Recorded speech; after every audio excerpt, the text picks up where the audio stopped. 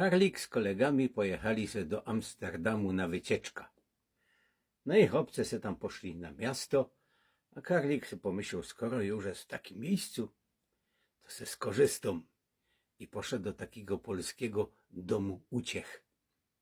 Łazi tam, dzień dobry, stanął na środku, pełno tych panienek dookoła, ja bych chciał tak, jak jeszcze żaden chłop nie chciał.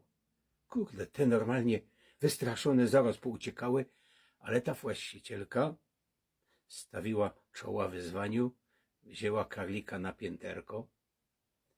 Po 5 minutach otwierają się drzwi. Z hukiem wypadł Karlik, a ta na niego: ty pieroński giździe, i ona ciebie wezwie policja, żeby takie rzeczy tu robić.